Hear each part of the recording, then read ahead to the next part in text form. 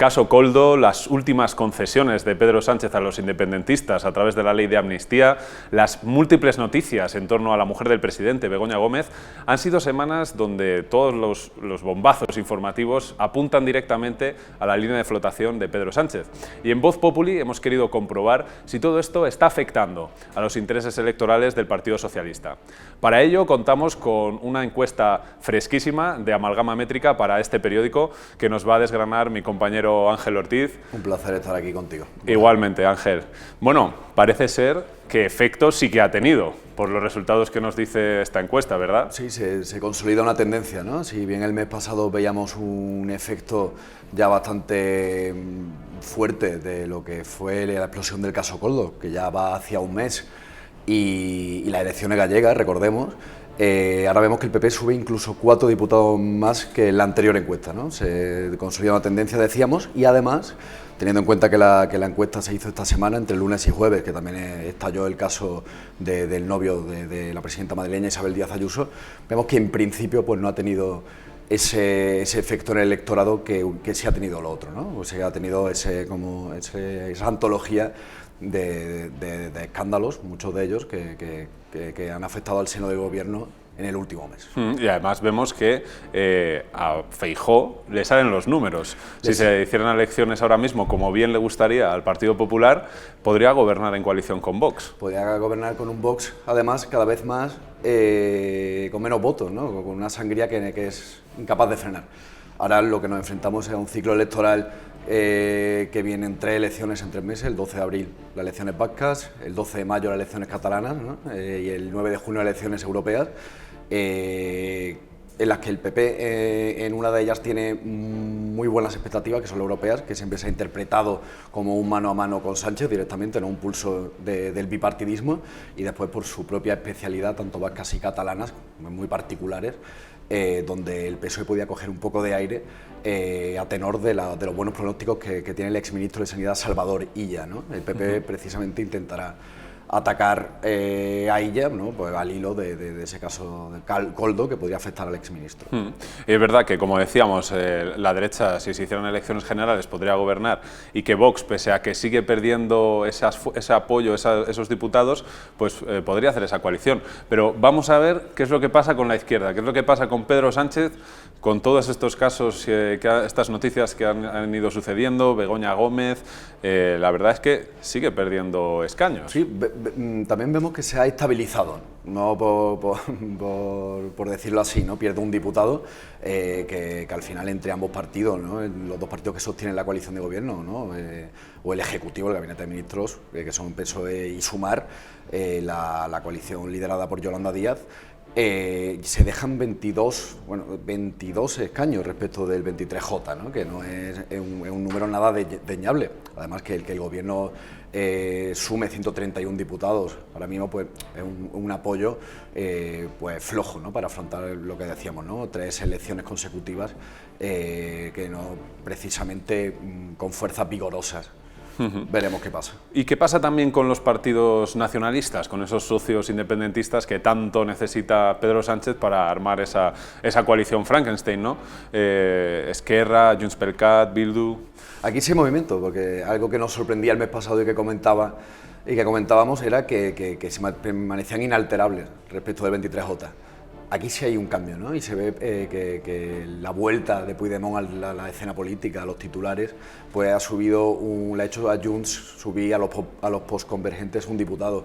Y además vemos también que si bien el BNG se quedó en la oposición en Galicia después de la mayoría absoluta del PP, sube un diputado, quiere decir que Ana Pontón pues, tiene un proyecto que seduce, ¿no? A muchos votantes de la izquierda gallega y que ven duplicado, ¿no? Solo se quedaría Néstor Rego, que es ahora mismo el que tiene el acta de los independentistas gallegos, sino que doblarían su representación en Madrid. Sí, tendría efecto, ¿no? Ese efecto Pontón que tanto subió en las elecciones gallegas, parece que en las generales podría consolidarse, sí, podría tener su eco en unas elecciones generales, sin duda. Pues vamos a ver otra diapositiva, porque bueno, lo cierto es que el número de votantes, la imagen lo dice todo. Sí, bueno, aquí lo la que variación. Se ve en un gráfico lo que se ve rápidamente es que el PP ahora mismo funciona un poco como agujero negro, ¿no? de atracción de votos. La sangría que hemos comentado antes de la pérdida de, lógicamente, si hay pérdida de escaños y pérdida de votos, aquí lo vemos perfectamente reflejado. Palo también para sumar. Más de 1.300.000 votos, casi 1.400.000. El PP sube ligeramente, un 70-80.000 votos más respecto del mes anterior, ¿no? Vemos esa progresión mes a mes. Y Vox, que sigue perdiendo también fuerza, ¿no? Bajaría de los 3 millones de votos, ¿no? Es representativo, se quedó en 3.300.000 en las últimas elecciones aproximadamente. Y ahora pues rondaría, ¿no?, esos 3 millones. Y vemos, bueno, como decíamos antes, Vox pierde esos votos, pero también es verdad que se pondría en una situación histórica de poder gobernar, incluso pese a tener menos escaños que en las 2 anteriores elecciones. Bueno, son esas casualidades del algoritmo parlamentario. Sí, aquí, bueno, aquí la verdad que estamos jugando que Sánchez tiene crédito hasta 2027 al menos constitucionalmente, y él se encarga de recordarlo, y vemos también... Estamos jugando a 3 años y medio vista, ¿no? Pero aquí lo que tendría Abascal es menos fuerza para negociar un ejecutivo de coalición. Y vamos a comprobar también qué es lo que pasa con la abstención. Si vemos en este otro gráfico que han hecho nuestros compañeros de audiovisuales, pues también aporta una información interesante. Claro, aquí esto, para que quede claro, son los votantes que no votaron el 23J y que ahora irían a las urnas, ¿no? No sabemos los que dejarían de votar a tenor de lo que ha sucedido. Casi 1 de cada 2 votos se lo llevaría Feijóo, es decir, es el candidato que claramente está sacando a gente del abstencionismo ahora mismo. 1 de cada 5 iría a deparar a Sánchez, y se ve que Sumar y Vox son ahora mismo pues ofertas electorales residuales, ¿no? Ya no tienen la efervescencia que tuvieron Vox, sobre todo en noviembre de 2019, y Sumar, ¿no?, que sí fue una apuesta de nuevo cuño hecha ad hoc para las últimas elecciones generales, pero vemos que no tienen fuerza para levantar a la gente del sofá y llevarla a la urna. Y bueno, comentábamos antes Begoña Gómez, que ha copado muchísimos titulares durante la semana, y claro, nosotros nos hemos querido preguntar a los votantes hasta qué punto todas estas noticias en torno a ella la acabarán afectando por el papel de su mujer en esa mediación con Air Europa, esos contactos con Javier Hidalgo como CEO de Globalia, si va a tener algún efecto electoral.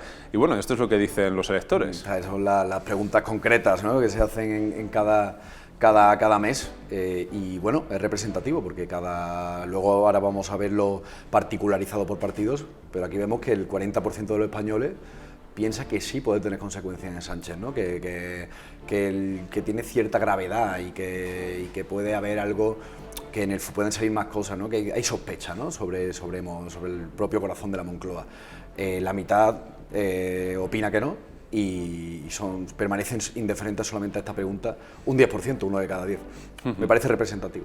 Y vamos a ver también, en el caso concreto de los votantes del Partido Socialista, qué es lo que opinan sobre esta cuestión, porque es verdad que es bastante significativo lo que puede opinar un votante del PSOE sobre si realmente todas estas noticias en torno a Begoña Gómez pues van a tener un efecto o no, ¿no? Y bueno, y aquí, ¿qué es lo que ocurre? Aquí, pues, precisamente en Voz Populi nos había parecido representativo ese 25% de votantes socialistas o de votantes que se reconocen socialistas, que dicen que sí puede afectar a Sánchez, ¿no?, que digamos que le molesta, ¿no?, o que no le ha gustado nada, ¿no?, en estas reuniones de Begoña Gómez con Javier Hidalgo, con Víctor de Aldama, ¿no?, que es uno de los cerebros de la trama, y que creen que les puede afectar.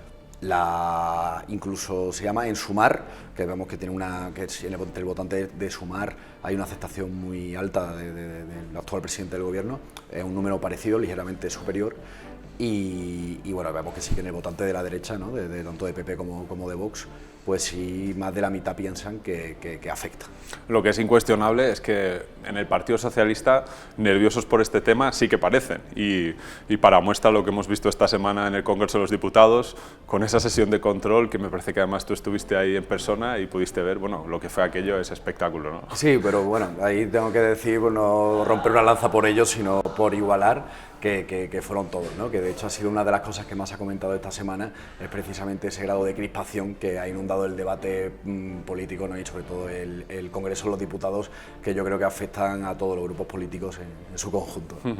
Muy bien, pues bueno, seguiremos muy pendientes de lo que va ocurriendo en las próximas semanas, con mucha atención a las próximas elecciones, que son las vascas, y a las que vienen después. Va a ser Y muy nada, interesante. muchísimas gracias, Ángel, Muchas gracias a ti. por haber expuesto también la encuesta. Y hasta aquí los datos de la última encuesta de Amalgama Métrica para Voz Populi, donde seguiremos muy al detalle lo que va ocurriendo tanto en el panorama político como en el económico. Muchas gracias por vernos y por leernos.